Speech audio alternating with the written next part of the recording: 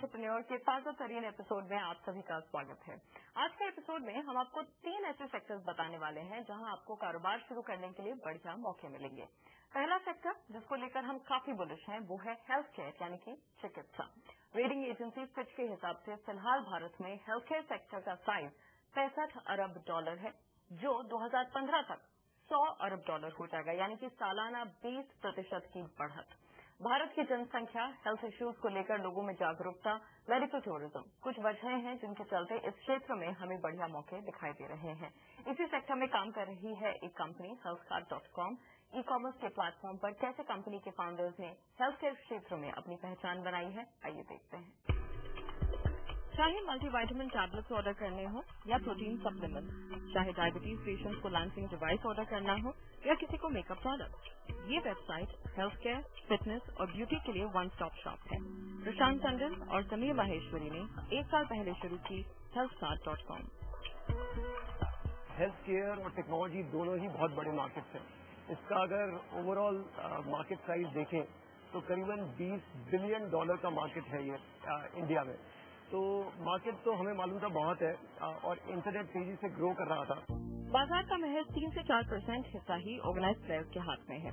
ऐसे में प्रशांत और समीर ने तय किया कि वो अपनी साइट पर न केवल मेट्रो शहरों में पसंद आने वाले प्रोडक्ट बल्कि देश भर में जिन प्रोडक्ट्स की जरूरत है उन प्रोडक्ट्स को बेचेंगे। आज इस साइट से 60,000 लोग सामान खरीद रहे हैं और ये तो महज शुरुआत है। कई प्रोडक्ट्स हैं जो ई कॉमर्स के लिए, इंटरनेट के लिए ज्यादा अच्छे हैं, प्रोडक्ट्स जो कि आसानी से बाहर नहीं मिलते हैं, प्रोडक्ट्स जो बहुत बल्कि ना हो, जिनको ट्रांसपोर्ट किया जाए कुरियर के थ्रू, तो वो सब क्राइटेरिया तो रहता है। बट मेन चीज है कि कंज्यूमर को जो चाहिए वो हमारे पास होना चाहिए। कंपनी अपनी साइट पर जिन प्रोडक्ट्स को बेच रही है उन प्रोडक्ट्स के वेंडर्स के साथ कंपनी 2 तरह के टाई अप करती है।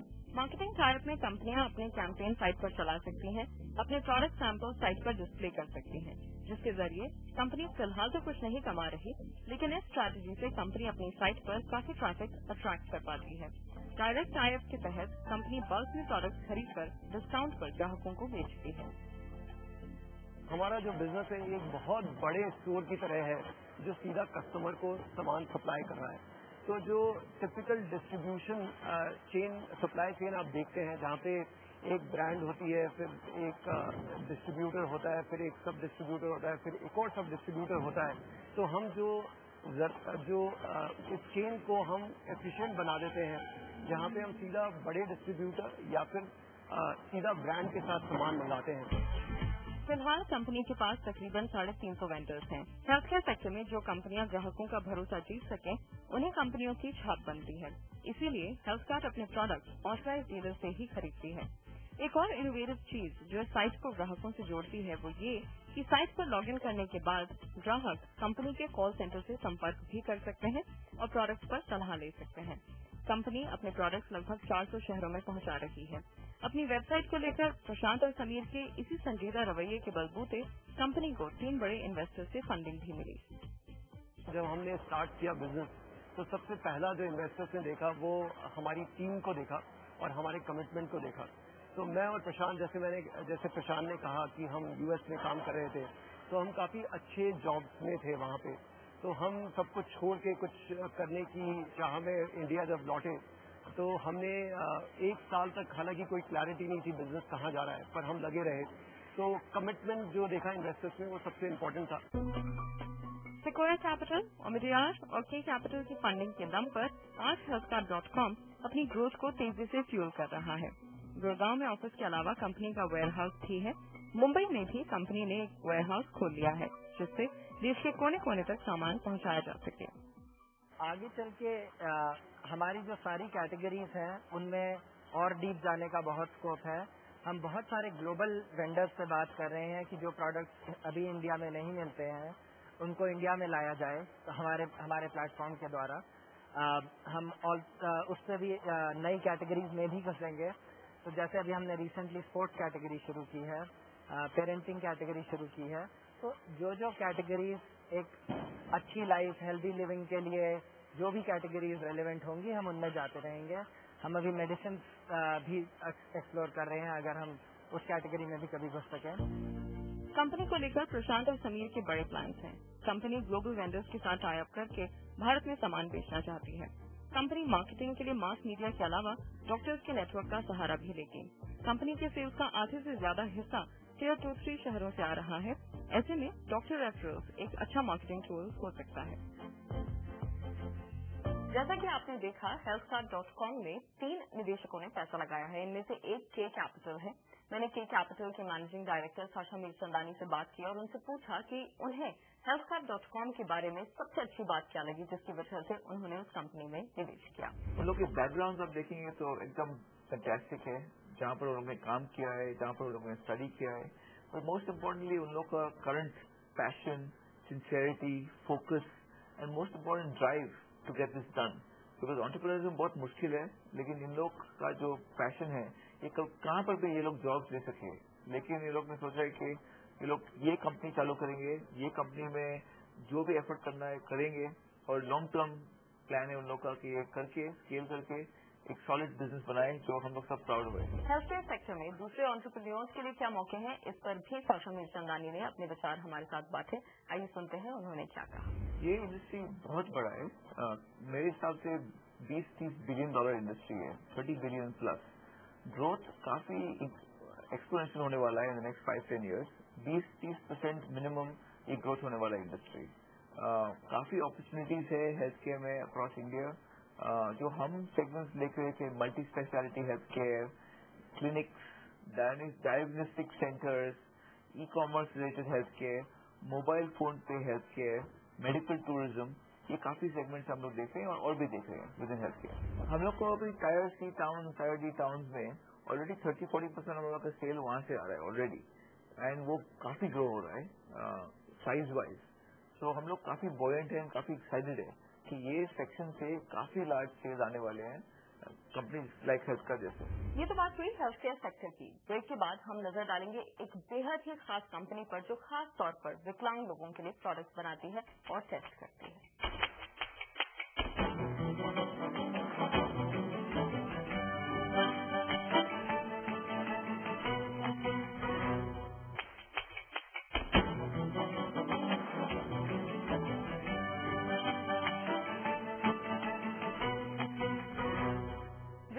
मैंने आपको बताया था कि आज हम एक ऐसी कंपनी पर नजर डालेंगे जो सिर्फ विकलांग लोगों के लिए प्रोडक्ट्स और सर्विसेज देती है। कंपनी का नाम है बैरियर ब्रेक टेक्नोलॉजीज। लेकिन इससे पहले कि मैं आपको उस कंपनी का बिजनेस दिखाऊं, हम इस सेक्टर को भी आइए करीब से देखें। ये सेक्टर है सोशल एंटरप्राइजेज का। सोशल एंटरप्राइज में किसी भी एक तरह का बिजनेस नहीं आता, बल्कि इसके दायरे में हर वो बिजनेस आता है जो किसी भी समुदाय, समाज के लिए मुनाफे से आगे सोचकर काम करते हैं। आइए पहले मिलते हैं बैरियर ब्रेक टेक्नोलॉजीज में निवेश करने वाली संस्था आविष्कार के सीईओ विनीत राय से, जो हमें सोशल एंटरप्राइजेज के बारे में कुछ और भी फैक्ट्स बताएंगे, जिसके बाद आपको हम ले चलेंगे बैरियर ब्रेक टेक्नोलॉजीज के दफ्तर। बहुत सारे लोग जो हैं सोशल एंटरप्राइज को जब डिफाइन करते हैं, वो बात करते हैं कि किस तरह से वो कम आय वाले लोगों को या गरीब जनता को इम्पैक्ट करता है। हम लोग का आविष्कार में डेफिनेशन थोड़ा सा अलग है। हम लोग का ये कहना है कि हिंदुस्तान में अगर आप किसी भी प्रकार की, अगर आप रियल एस्टेट भी करते हैं या बिल्डिंग भी बनाते हैं, तो आप गरीब जनता या कम आय वाली जनता के साथ काम करते हैं, उनके लिए नौकरी बढ़ाते हैं। तो ऐसा कुछ आप क्या नया कर रहे हैं जो कि एक आम व्यवसायी या आम एंटरप्रेन्योर नहीं करेगा, और वो देखने के लिए या तो आप नई स्पेस में जा रहे हैं जहाँ पे कोई जाना नहीं चाहता है, या जहाँ पे रिस्क बहुत ज्यादा है, या आप ऐसी जगह पे ऐसा बिजनेस करने की कोशिश कर रहे हैं। मान लीजिए आप लो कॉस्ट हॉस्पिटल शुरू करना चाहते हैं जहाँ पे टैलेंट की कमी हो, डॉक्टर्स की कमी हो, पैसा शायद वहाँ आपके पास नहीं जाए, अगर आप लो इनकम स्टेट्स के अंदर काम करना चाहते हैं। लेकिन अगर आप ये काम करते वक्त अगर अपने आप को सस्टेनेबल नहीं करते हैं, तो हो सकता है 2 साल 3 साल बाद आप बंद हो जाएंगे। आप कितनी भी अच्छे विचारधारा से काम शुरू करते हैं, अगर उस विचारधारा को बहुत समय तक आप शुरू नहीं रख सकते हैं, तो वो वैल्यू नहीं क्रिएट हो रही है। ना तो आप किसी तरह का पैसा लौटा रहे हैं किसी का, ना आप किसी लोगों को कंटिन्यूसली 10 साल, 5 साल, 20 साल, 50 साल तक के लिए किसी तरह का बेनिफिट कर रहे हैं। एजुकेशन एंड हेल्थ बहुत हॉट सेक्टर्स है। इसके अलावा टेक्नोलॉजी का इस्तेमाल करके आप कैसे बहुत लोगों तक पहुंच सकते हैं। फाइनेंशियल इंक्लूजन जो है वो बहुत बड़ा सेक्टर है।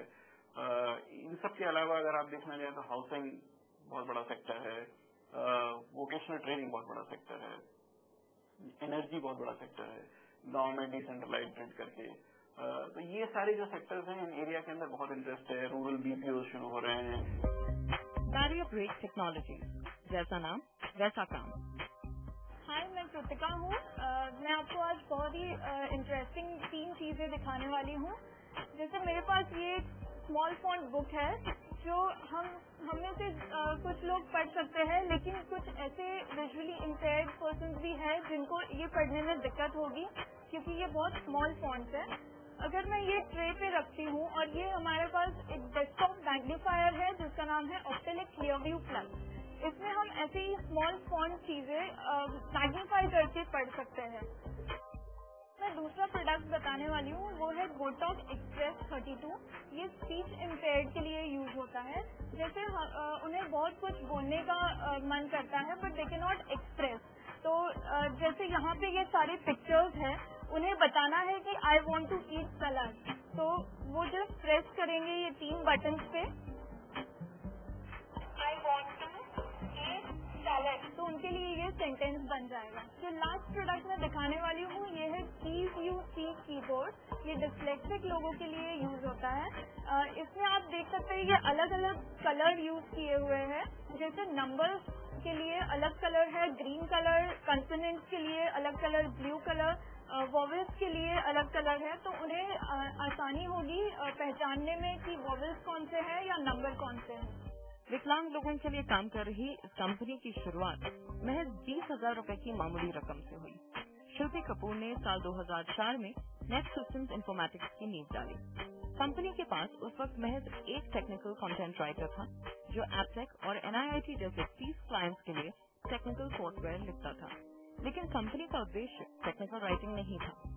2006-2007 में हमने एक्चुअली शुरू कर दिया था गवर्नमेंट के साथ बातचीत करना और क्या क्या नीड्स हैं पर्सन विद डिसेबिलिटीज की, कि उनको क्या क्या चाहिए अगर उन्हें टेक्नोलॉजी यूज करना पड़े। उस टाइम पे गवर्नमेंट में ये सारा काम शुरू हो रहा था कि वेबसाइट पे अभी सारा डेटा देंगे एक्सेट्रा। तो जब हमने वो सारा बातचीत शुरू करी तो हमें ये फायदा हुआ कि जब 2008 में डाउनटर्न आया और हमारी जो टेक्निकल राइटिंग का जो सारा बिजनेस था वो एक दिन जाके सारी कंपनीज ने काम बंद कर दिया और उसी साल हमने सारा जो बाकी रेवेन्यू था जो हमने लूज किया वो हमने एक्सेसिबिलिटी के सर्विसेज डिसेबल लोगों के लिए देके एक्चुअली कवर अप करा। US फेडरल एक्ट सेक्शन 508 के मुताबिक अमेरिकी सरकार जो भी इलेक्ट्रॉनिक और इंफॉर्मेशन टेक्नोलॉजी का इस्तेमाल करेगी उसे जरूरी तौर पर विकलांगों के लिए भी सेंसिटिव होना पड़ेगा। हालांकि ये एक्ट अमेरिकी सरकार के लिए ही बाध्य है, लेकिन शिल्पी ने भारत सरकार और कॉर्पोरेट्स के सामने इस बात पर जोर दिया कि वो अपनी टेक्नोलॉजी को डिसेबल फ्रेंडली बनाएं, वरना वो ग्लोबलाइज माहौल में पिछड़ जाएंगे। 2005 में जब हमने कंपनी स्टार्ट की उस टाइम पे एक्चुअली मैं हर महीने दिल्ली जाती थी और एक्चुअली वेट करती थी गवर्नमेंट ऑफिसर्स के बाहर कि मैं कौन से की गवर्नमेंट ऑफिसर्स को मिल सकूं। उसमें मैंने ये भी सीखा कि उनसे मिलके उनको समझाने से एक्चुअली लोग बदल जाते हैं और आपके लिए कुछ करना शुरू कर देते हैं। हालांकि अब भी कंपनी का 60% कारोबार विदेशी कंपनियों से ही आता है। कई सरकारी कंपनियां, कॉर्पोरेट, एजुकेशनल इंस्टीट्यूट और NGO बैरियर ब्रेक की सेवाओं का इस्तेमाल करते हैं। कंपनी में काम कर रहे 75% लोग खुद विकलांग हैं। हालांकि शिल्पी विकलांग कर्मचारियों के लिए रोजगार का ये प्लेटफॉर्म देकर बहुत गर्व महसूस करती हैं, लेकिन उन्हें इस बात का मलाल जरूर है कि देश में विकलांगों की पढ़ाई और ट्रेनिंग के लिए अभी भी सजगता नहीं है। जो काफी डिसेबल्ड हैं उनकी एजुकेशन में काफी सारी गैप्स हैं। जैसे बहुत सारे ऐसे डिसेबल्ड आपको मिलते हैं जो बस स्टैंडर्ड 10 तक ही पढ़ते हैं, उसके आगे उनको बहुत दिक्कत होती है पढ़ाई करने में। जैसे फॉर अ ब्लाइंड पर्सन उनके पास टेक्स्ट बुक्स नहीं होते, अभी डेफ लोग हैं उनके पास साइन लैंग्वेज इंटरप्रेटर्स कॉलेजेस में नहीं होते अवेलेबल। तो अगर हम इस गैप को एड्रेस करें और उनको एजुकेशन दें विच दे कैन देन यूज कि एम्प्लॉयमेंट उनकी एक्चुअली बेहतर उन्हें मिले, तो एक्चुअली हाँ अपॉर्चुनिटी है पर्सन विद डिसेबिलिटीज को एम्पावर करने की। इन सब अड़चनों के बावजूद शिल्पी कपूर को उम्मीद है कि वित्त वर्ष 2012 में कंपनी का टर्नओवर लगभग 2 करोड़ तक पहुंच जाएगा। कंपनी को बड़ा करने में आविष्कार वेंचर फंड की बड़ी भूमिका रही, जो जल्द ही कंपनी से अब एग्जिट करने वाला है। अगले निवेशक के लिए शिल्पी ने तलाश शुरू कर दी है। जब हम इन्वेस्टर को एक्चुअली देखते हैं तो हमें बस यही नहीं देखना चाहिए कि हमें कितना पैसा दे रहे हैं, पर एक्चुअली देखना चाहिए वो क्या वैल्यू एडिशन ला रहे हैं।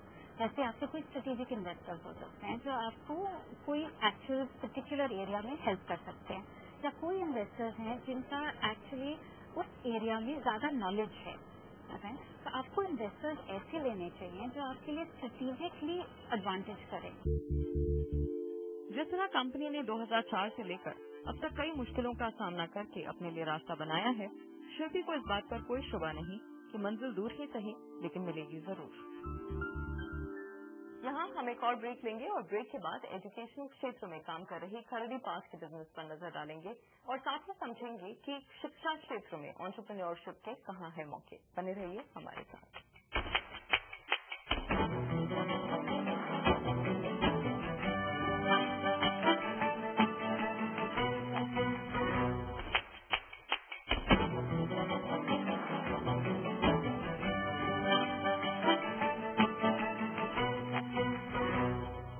आवाज एंटरप्रेन्योर पर हम आपको 3 ऐसे सेक्टर्स के बारे में बता रहे हैं जहां बिजनेस शुरू करना फायदेमंद होगा। ब्रेक से पहले हमने आपको हेल्थ केयर सेक्टर और सोशल सेक्टर के बारे में बताया। आज का आखिरी सेक्टर है एजुकेशन, जो 2 सेगमेंट्स में विभाजित है, कोर और non core businesses. Core business में आते हैं स्कूल, कॉलेज, वहीं नॉन कोर बिजनेस में आते हैं प्री स्कूल्स, वोकेशनल ट्रेनिंग और कोचिंग क्लासेस। टेक्नोपैक के मुताबिक 2013 तक प्राइवेट एजुकेशन सेक्टर $70 बिलियन का होगा और 2018 तक $115 बिलियन का। इसी सेक्टर में कोचिंग सेगमेंट में सक्रिय है एक कंपनी खरडी पास, लेकिन ये एक बहुत ही नीश एरिया में काम कर रहे हैं। आइए देखें। Have you ever seen a blue jackal? Well, neither had I until I met Chandarva. Let me tell you about the adventure of Chanda. Many full moons ago, there lived in this jungle a jackal called Chanda. नीले सियार की ये कहानी नसीरुद्दीन शाह अपनी आवाज में बच्चों को सुना रहे हैं। कहानी का मजा लेने के साथ साथ बच्चों को अंग्रेजी भाषा भी सीखने को मिल रही है। इसी तकनीक का इस्तेमाल कर सीपी विश्वनाथ ने शुरू की खरडी पास। I wish they would leave me alone. He thought unhappily. Methodology जो हम यूज कर रहे हैं उसमें we use a lot of listening, which includes audiobooks, but that is only one of the components.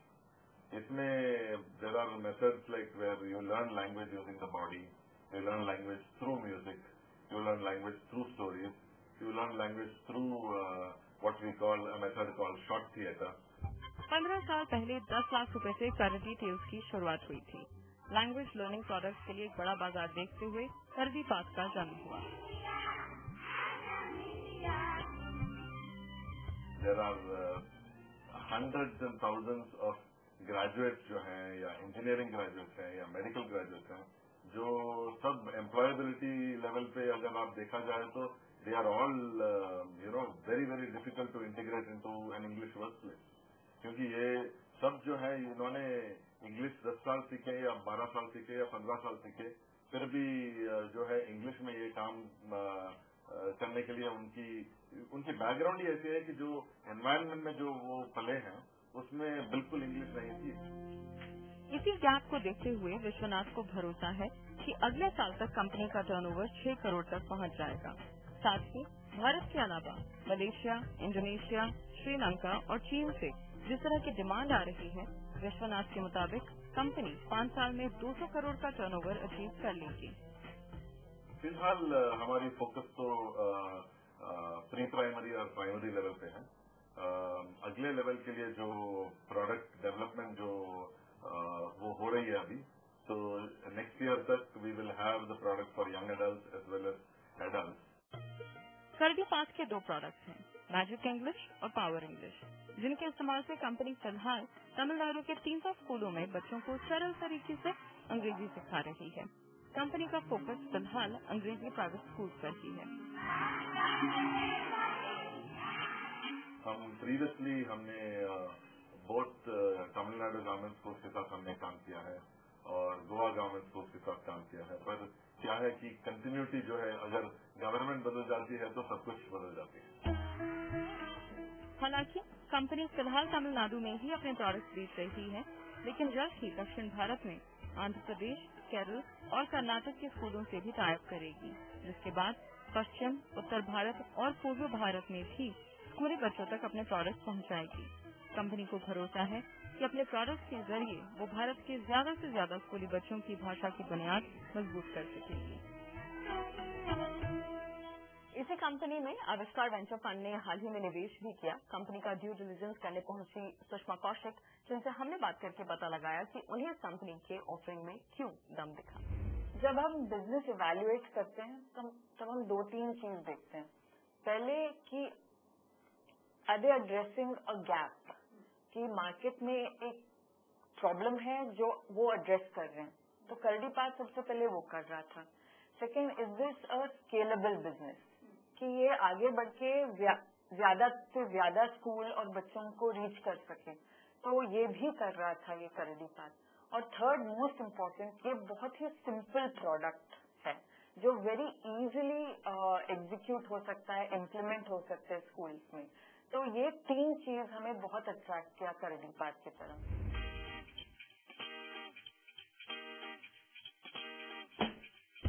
In hot sectors के अलावा कुछ hot startups भी हैं जिनके बारे में आपको एंटरप्रेन्योर मैगजीन के जून इशू में जानकारी मिल जाएगी। आप अपनी कॉपी किसी भी बुक स्टॉल या बुक स्टोर से उठा सकते हैं। और आज के लिए बस इतना ही। आपको हमारा शो कैसा लगा हमें फेसबुक पर बताइए। अगर आज का एपिसोड आपने अधूरा ही देखा तो यूट्यूब पर जाकर आप इसे दोबारा पूरा देख सकते हैं। और अगले हफ्ते आपसे फिर मुलाकात होगी। तब तक के लिए नमस्कार।